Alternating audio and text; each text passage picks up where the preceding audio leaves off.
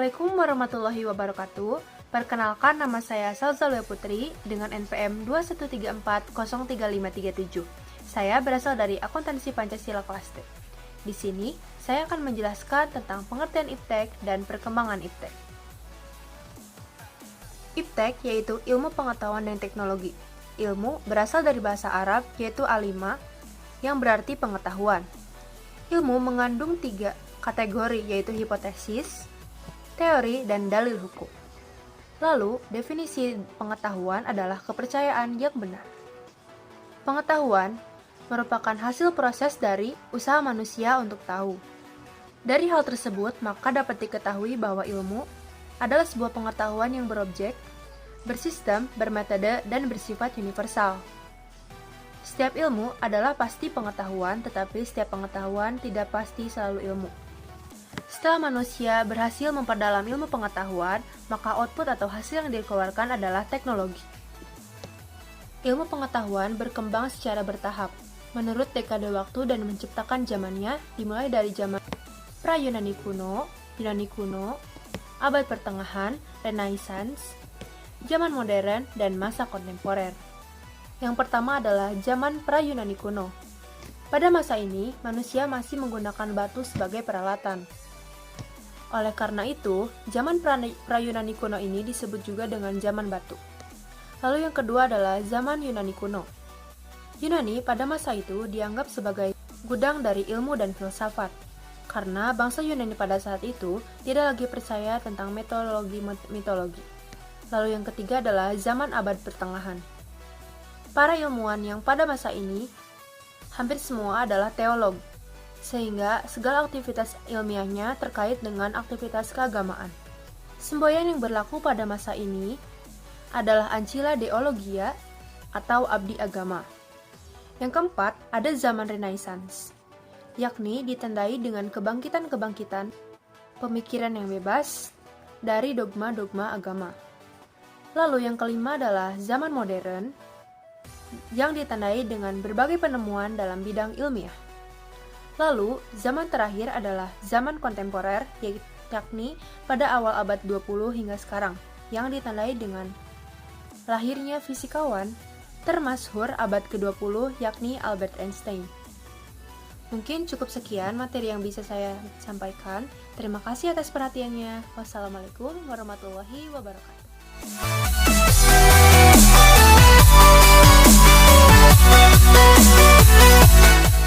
Assalamualaikum warahmatullahi wabarakatuh. Perkenalkan, nama saya Freddy Adi Putra Cahyadi dengan NPM 213403013 dari kelas Akuntansi D. Di sini saya akan memaparkan materi mengenai Pancasila sebagai dasar pengembangan ilmu pengetahuan dan teknologi. Iptek dalam Pancasila sebagai asas pembangunan dan salah satu bidang pembangunan yang sejajar dengan bidang pembangunan lainnya.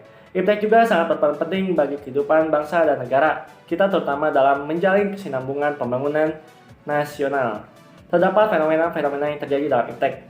Fenomena pertama yaitu relasi antara iptek dan nilai budaya serta agama.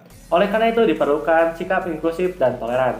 Fenomena yang kedua yaitu mendapatkan pengembangan iptek di luar nilai budaya dan agama. Karena kelompok ilmuwan dalam fenomena ini menganggap intervensi faktor eksternal justru dapat mengganggu objektivitas ilmiah.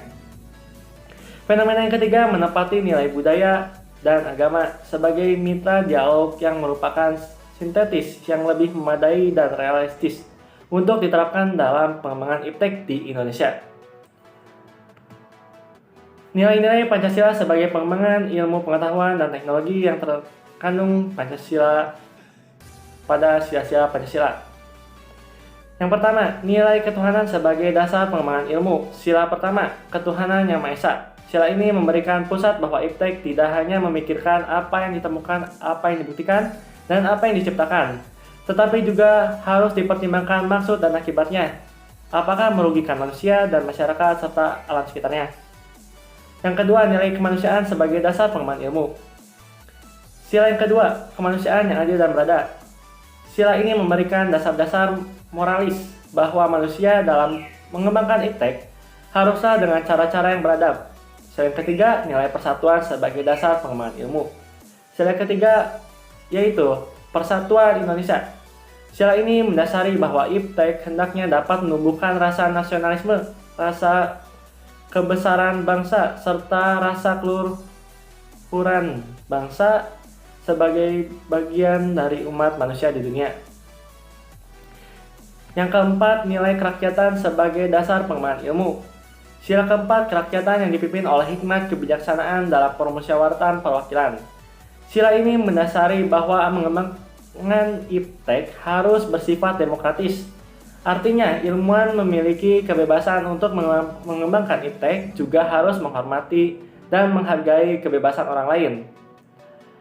Nilai kelima, nilai keadilan sebagai dasar pengembangan ilmu. Sila kelima, keadilan sosial bagi seluruh rakyat Indonesia. Sila ini sebaiknya dalam pengembangan iptek dalam menjaga keseimbangan keadilan dalam kehidupan kemanusiaan. Kelima, nilai dasar Pancasila yakni ketuhanan, kemanusiaan, persatuan, kerakyatan, dan keadilan merupakan fondasi yang paling kuat bagi bangsa Indonesia untuk mengembangkan iptek. Bahkan menemukan iptek dengan syarat mutlak. Iptek tersebut tidak bertentangan dengan nilai-nilai Pancasila. Mungkin cukup sekian, terima kasih.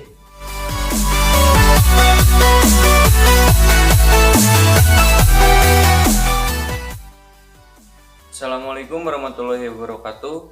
Perkenalkan, nama saya Pojo Husni Farid dengan nomor pokok mahasiswa 213403171 dari kelas Pendidikan Pancasila D, kelompok 1. Di sini saya akan mencoba menjelaskan materi mengenai urgensi Pancasila sebagai dasar nilai pengembangan ilmu. Dimaksudkan bahwa pemahaman dan pemikiran keilmuan untuk kepentingan bangsa harus berlandaskan kepada nilai-nilai Pancasila.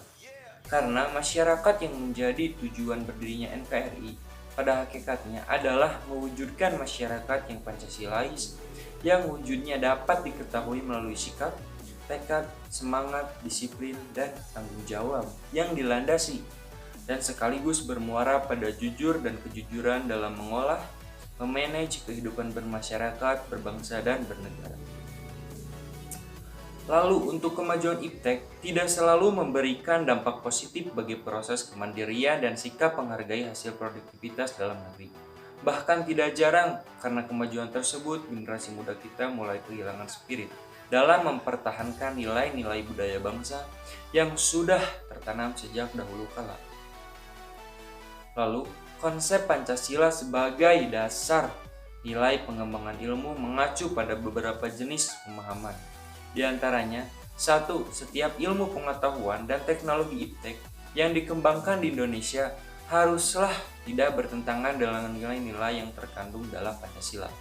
Yang kedua, setiap ilmu pengetahuan dan teknologi iptek yang dikembangkan di Indonesia haruslah menyertakan nilai Pancasila sebagai faktor internal pengembangan ilmu pengetahuan itu sendiri. Yang ketiga, nilai-nilai Pancasila berperan sebagai rambu formatif bagi pengembangan iptek di Indonesia. Artinya, mampu mengandalkan iptek agar tidak keluar dari cara berpikir dan bertindak dari bangsa Indonesia. Yang keempat, setiap pengembangan ilmu pengetahuan dan teknologi harus berasal dari budaya dan ideologi bangsa Indonesia sendiri, atau yang lebih dikenal dengan istilah indigenisasi ilmu.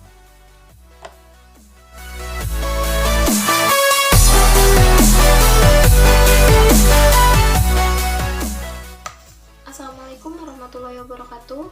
Perkenalkan, nama saya Rika Amelia dengan nomor NPM 213403520 dari kelas akuntansi D. Di sini saya akan memaparkan materi tentang alasan diperlukannya Pancasila sebagai dasar nilai pengembangan ilmu. Pentingnya Pancasila sebagai dasar pengembangan ilmu dapat ditelusuri ke dalam hal-hal sebagai berikut. Yang pertama, pluralitas nilai yang berkembang dalam kehidupan bangsa Indonesia dewasa ini seiring dengan kemajuan iptek menimbulkan perubahan dalam cara pandang manusia tentang kehidupan. Hal ini membutuhkan renungan dan refleksi yang mendalam agar bangsa Indonesia tidak terjerumus ke dalam penentuan keputusan nilai yang tidak sesuai dengan kepribadian bangsa. Yang kedua, dampak negatif yang ditimbulkan kemajuan iptek terhadap lingkungan hidup berada dalam titik nadir yang membahayakan eksistensi hidup manusia di masa yang akan datang. Oleh karena itu, diperlukan tuntunan moral bagi para ilmuwan dalam pengembangan iptek di Indonesia. Yang ketiga, perkembangan iptek yang didominasi negara-negara barat dengan politik global ikut mengancam nilai-nilai khas dalam kehidupan bangsa Indonesia seperti spiritual, gotong royong, musyawarah, dan cita rasa keadilan. Oleh karena itu, diperlukan orientasi yang jelas untuk menyaring dan menangkal pengaruh nilai-nilai global yang tidak sesuai dengan nilai-nilai bangsa Indonesia. Sementara itu, alasan Pancasila dijadikan dasar nilai pengembangan ilmu, pengetahuan, dan teknologi. Yang pertama, karena lingkungan yang ditimbulkan oleh adanya iptek mengakibatkan generasi yang akan datang menerima resiko rawan bencana. Yang kedua, penggunaan benda-benda teknologi yang menggantikan peranan nilai-nilai luhur. Selanjutnya, gaya hidup global menggantikan nilai-nilai kearifan lokal. Pengembangan ilmu pengetahuan dan teknologi harus senantiasa berorientasi pada nilai-nilai Pancasila. Sebaliknya, Pancasila dituntut terbuka dan kritik. Bahkan, menurut kesatuan dari perkembangan ilmu yang menjadi tuntunan peradaban manusia, peran Pancasila sebagai paradigma pengembangan ilmu harus sampai pada penyadaran bahwa fanatisme, kaidah kenetralan keilmuan, dan kemandirian ilmu hanyalah akan menjebak diri sendiri pada yang tidak dapat diatasi dengan semata-mata berpegangan pada kaidah ilmu sendiri, khususnya mencakup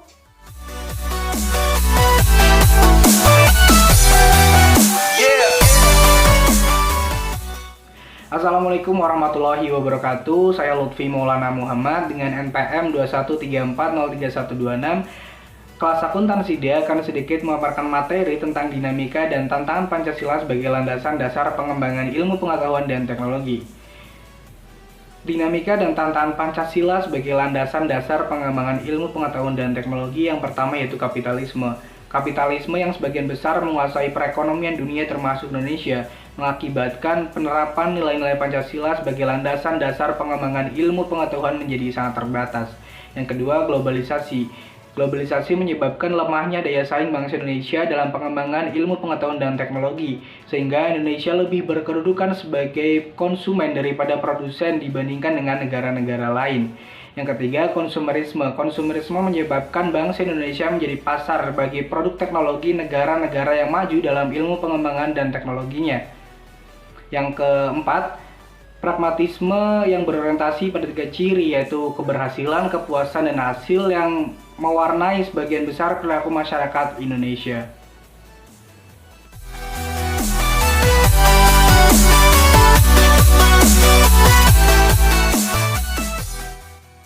Assalamualaikum warahmatullahi wabarakatuh. Saya Iras Bayu dari kelas D dengan NPM 213403123.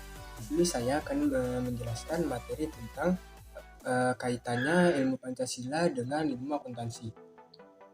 Salah satu karakter yang wajib dimiliki oleh seorang akuntan adalah kejujuran dalam bertindak serta berperilaku. Berdasarkan Pancasila pertama, seorang akuntan mempertanggungjawabkan hasil pekerjaannya kepada Tuhan Yang Maha Esa. Kebenaran atau kecurangan yang diperbuat oleh seorang akuntan akan dicatat sebagai amal baik ataupun amal buruk olehnya. Hal tersebut berkaitan dengan sikap jujur, karena dari kejujuran maka hasil laporan keuangan akan dibuat secara benar. Kejujuran juga termasuk sebagai nilai Pancasila, sila kedua dan sila kelima. Sila kedua memiliki makna yang berarti seorang akuntan harus berlaku adil, dalam artian tidak boleh berlaku curang untuk mementingkan keuntungan suatu kelompok sehingga merugikan pihak lain. Sila kelima memiliki makna bahwa seseorang akuntan harus turut serta dalam menyejahterakan rakyat melalui profesinya, yaitu dengan bersikap jujur dalam bekerja. Pada sila yang ketiga, penerapan semangat persatuan dan persaudaraan yang dimiliki oleh seorang akuntan tentu sangat dibutuhkan untuk merekatkan hubungan antara anggota komponen perusahaan atau aktivitas ekonomi. Terdapat juga salah satu tugas akuntan yang terkait dengan Pancasila sila keempat, yaitu pengambilan keputusan. Pada tugasnya, seorang akuntan tidak dapat memutuskan sebuah keputusan sepihak, tetapi perlu adanya musyawarah agar keputusan tidak hanya terfokuskan pada tujuan kepentingan perusahaan besar, tetapi juga pada usaha-usaha menengah sampai ke usaha kecil. Sekian, terima kasih. Wassalamualaikum warahmatullahi wabarakatuh.